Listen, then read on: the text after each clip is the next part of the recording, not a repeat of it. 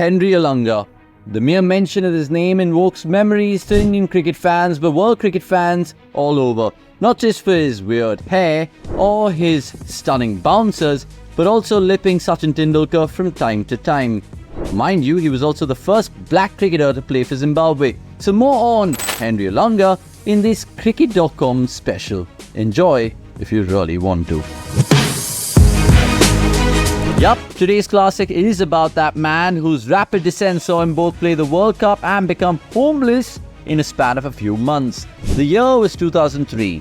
For the first time ever in cricketing history, the World Cup caravan set foot on African soil as South Africa, Zimbabwe and Kenya were staging the marquee event.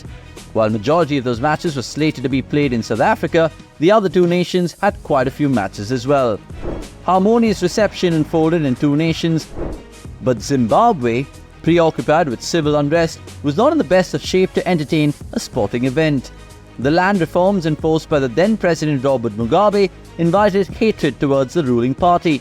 While some were subdued in protest, others made their voices heard. It all began when the government executed a series of farm evictions against white farm owners.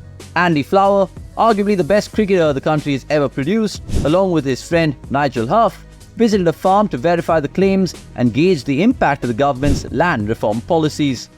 To spearhead a protest, Andy Flower invited teammate Henry Olonga to the scene. They were of the idea that people of both colours operating together gave the message to the most eloquent balance.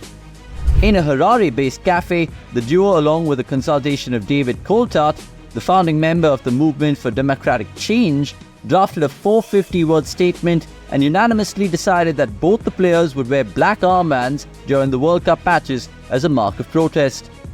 The motion was set to take effect on 10th of March 2003, when Zimbabwe was set to take on Namibia at the Harare Sports Club.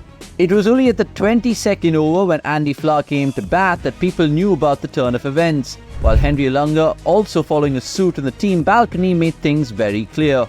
The 4,000-strong crowd was supportive of the protest and even replicated by making their own black armbands during the match.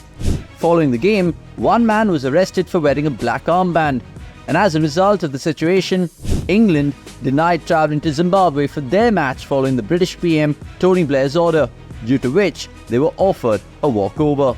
The ripple effect meant that more than 200 spectators wore black armbands in support of the cause during their next group stage match against India. The hosts played the rest of their group stage games without Henry Olonga, which was likely due to the protests, while Flower featured in those fixtures on the grounds of being undroppable. Henry Olonga played against Kenya later on, which is incidentally his last international match. Zimbabwe crashed out of the World Cup and the bowler announced his retirement from all formats of the game. But by then, things worsened in his homeland. Olonga received threatening emails where he was termed a cell man and would be a marked man if he returned home. Meanwhile, an arrest warrant was issued against him in Zimbabwe for treason. It wasn't an easy decision. I literally lost everything. I lost my fiancée, she ended the relationship, I lost my property and investments. All of it gone. I left Zimbabwe where I had friends, family, church, everything. I arrived in the UK with nothing and a total stranger. I had to start from scratch, figure out where I'm going to live and what I'm going to do for work. He had been in exile in England since 2003. Often involved in various chores to keep himself busy. The hostility had reached to such a level that he sought political custody in England as he did not feel safe in Zimbabwe.